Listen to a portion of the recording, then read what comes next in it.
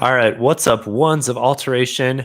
Go ahead and tune yourself to the rhythm of excitement because Stephen and Phantology have another Rhythm of War pre-release chapter recap review right now. Sorry for the corny Stormlight dad joke, but had to do it. So chapter 14.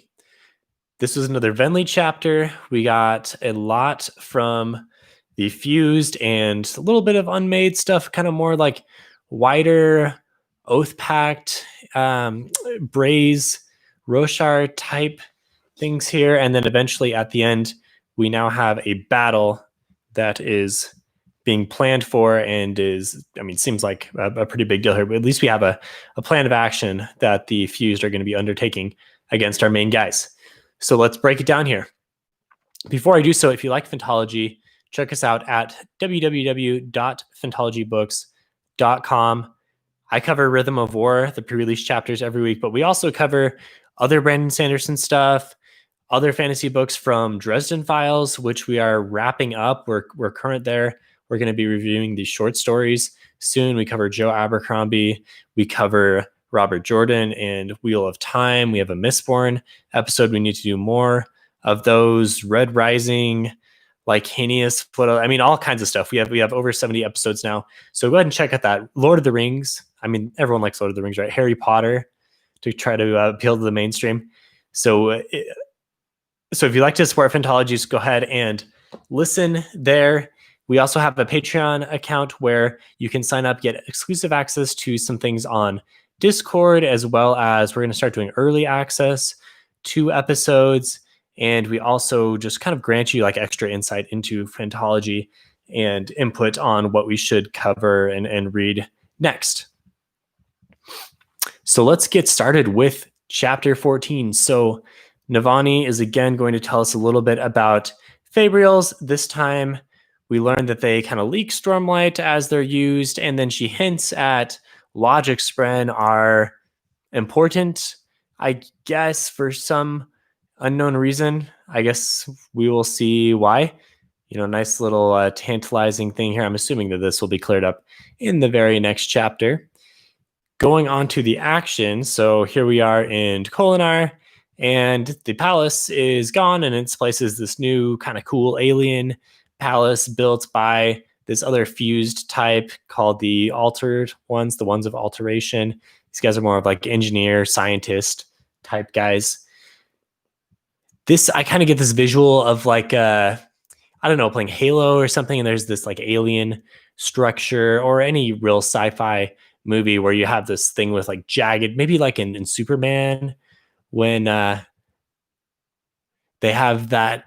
I think there's a structure there, man. I'm going to kind of out myself as being a Superman noob here, a DC Comics noob. But I know in that movie, at least, there is something that comes down that they go into, and it seems very alien. Anyway, it's kind of the visual that I get here with this new palace in Kholinar. Kind of a cool visual. This is the setting for the chapter. We learned that there's a new group of fused that is coming, and Leshwi is concerned about this, and we will learn why in a little bit. We get some insight into Venli's character, which I liked because I felt like after this chapter, I connected with her more. Venli is still a little self-absorbed, kind of longs for this recognition and power that she thinks is her due, because she always kind of sees herself as smarter and more capable than everyone else. And, she's the last singer and is Odium's mouthpiece a little bit, and she wants to be recognized a little bit more. But as she has these thoughts, Timbre kind of warns her, not to get this from Odium, and instead focus on preserving the singer culture. And that's going to be Venli's way of getting some recognition, kind of getting her due. And I think this is a nice little subplot here with Venli. So we go into the palace, and there are the leaders of the Fuse, and these guys are called the Nine, and they are kind of imprisoned inside these pillars that have grown around them. The 9 obviously represents the different orders of fused. I imagine, it doesn't say this right out, but I imagine each one of them is from one of the different orders. And it's a little bit analogous to the 5 that the singers used to have in the first 2 books, or second and third book, really, before that whole thing kind of fell apart. It's also a little similar. I mean, like, there's a character in Game of Thrones called the Three-Eyed Raven that is similar to this structure, not to give any spoilers. Song of Ice and Fire. And we learned that odium is present here at this gathering, kind of indicated by the rhythm that the 9 are humming to. And Venli doesn't really recognize it, but she thinks, okay, this is of odium. Got to be on my guard. There's some speculation immediately on the new flying bridge ship, Fabriel, that the humans have. And I mean, we know it's called the Fourth Bridge, but the singers fused pure are a little concerned about this because the humans have never before been this scientifically advanced, but also they're way behind in terms of being Knights Radiant and having oaths. And this is interesting, a little bit of a contrast here from previous desolations and fights that the fused have been involved in. We learned that the suppressor Fabriel thing, the anti-Stormlight thing that Kaladin had to deal with in the previous chapters was lost. Obviously, that appeared to have been given to Lezian, the pursuer, by the 9 and was lost. And so they're not super pleased about this. We get a little bit more about this dude, Lezian. He seems like a real jerk. And he has this tradition of always, avenging his death, of killing the mortal that kills him. And he's going to go beyond any other battle plans or agreements from the fused. And he must kill and get vengeance upon himself. So, a real job here, real tool. Lezian, not a fan. I'm assuming he's going to be annoying, and eventually we'll probably take care of him. But maybe this is like a new. We're kind of setting up some new villains here. One thing about Stormlight Archive right now is, the big bads thus far. I mean, odium obviously, but the ones that we were a little more emotionally attached to, like Sadeas and Amaram, that we had real reasons for hating because of wrongs that they had personally done to our characters, Kaladin specifically. Those guys have kind of been taken care of. And although there are more villains out there, obviously, I don't have this hatred towards them quite as much. I guess Moash is the closest. I mean, some people really hate Moash. I mean, look up some subreddits, and there are some thriving communities there. But I feel like I really disliked Sadeas and Amaram the most, and they've both been taken care of. So interested to see if I can get the same level of dislike towards the new crop of villains here as we get into the 4th book. Now we get a recap of the Oath Pact a little bit. We learned some more about the desolations. The main takeaway here is that the fused can die and return over and over during a desolation until the heralds go back to Braze and lock them away. I don't know if we knew that exactly before, but it makes sense. And Venli kind of thinks like, okay, wow, there's a lot of singers here that are dying to make this happen, because every time the fuse come back, they take over a new body. Leshwi, we like her a little bit more after this chapter. At least I do. She seems to be fairly level-headed and could potentially be an ally to the Knights Radiant. We'll see. Some people are even shipping Kaladin and Leshwi. We'll see about that one. But Leshwi here actually claims Kaladin as basically her prey, her mark here, which makes Lezian even madder than he already is. It seems to be his default. And he stomps off. And Venli thinks actually maybe Leshwi is protecting Kaladin here a little bit. We'll see what happens. Venli is observing these cracks in the fuse that she thinks that she can get into, and hopefully she can. It's going to have some long-term effects on her ability to establish, her new colony here of singers, if she can break out of the fused somehow. And now we get another villain coming onto the scene. This new fused. This is probably the fused that Leshwi was concerned about, that was coming back at the beginning of the chapter. So this fused name is Rabbaniel. I guess we'll wait and see how that's pronounced in the audiobook. She's one of the previous 9, and she enters, and we get a little bit about her. Apparently the last time around, she released this pandemic that killed 1/10 of the human population, literally decimated them. It killed 1 out of 100 singers. So she's very ruthless and evil, and she has this plan to take Urithiru that seems pretty... like we're worried about this plan. It seems like it's going to succeed and cause our guys some problems. And she has some interesting details about Urithiru as well. She says the sibling, first of all, is dead. And then she says it's essentially a dead eye. So not entirely a dead eye, essentially a dead eye. We'll see what that means. I mean, that makes sense that there's something going on with the sibling. Otherwise, you think Eurythera should have woken up. So I'm really interested to see what this is. I think a very important point coming out of this that I feel like I should be able to figure out, but I'm not quite able to put my finger on it. But she says the suppressor, she says the suppression fabrial came from the tower, from Eurythera.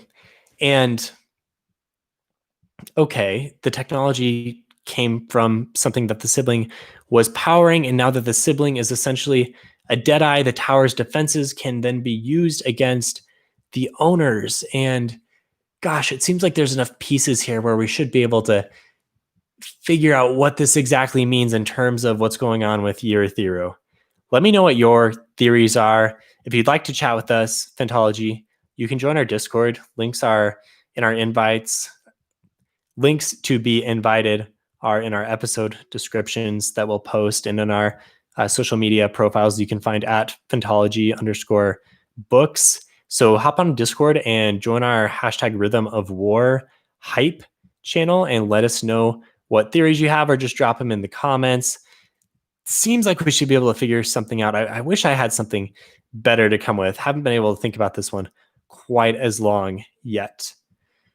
So the rest of Rabbaniel's plan is that the Elscholar and the Bondsmith need to be lured away, so because their oaths may be enough to push through the suppression that she's planning on triggering from the tower's defenses.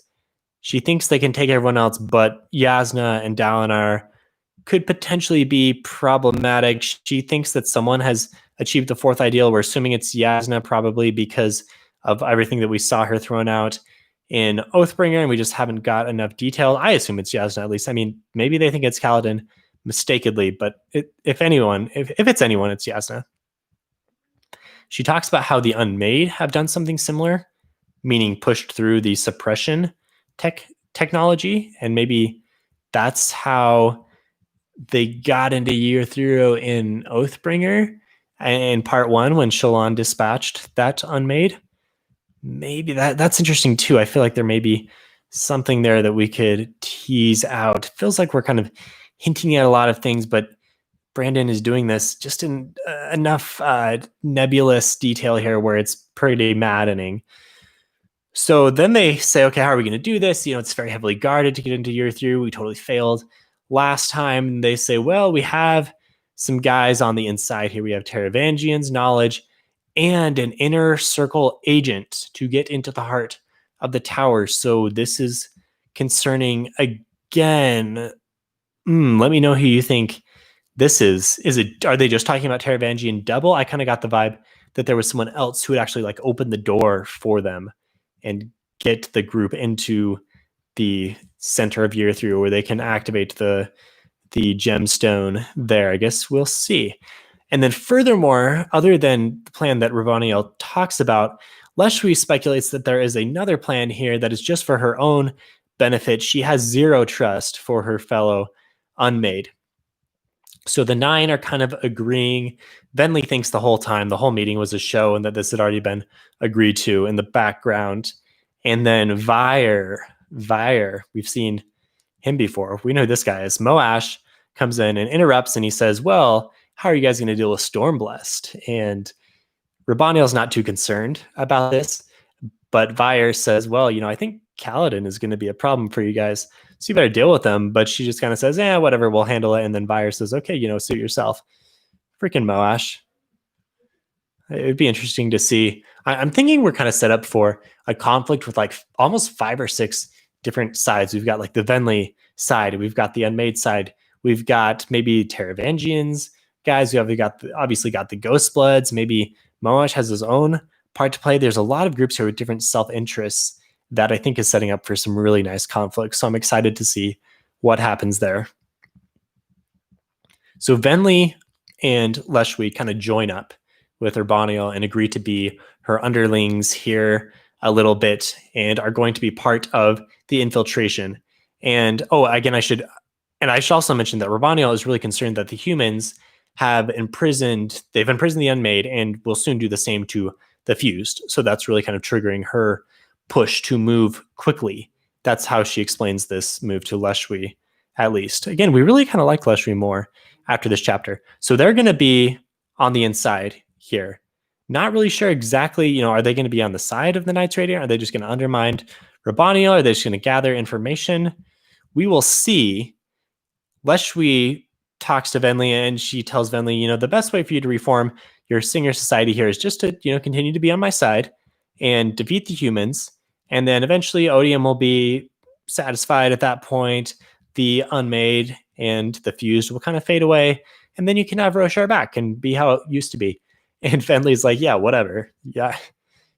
She does not fall for that, probably because she's been a party to Odium directly and knows that, Odium is pretty much a force of nature and is not going to go for this, is not going to let his grip go. And that is how the chapter ends, with this strong sense of foreboding and nice setup for future conflicts.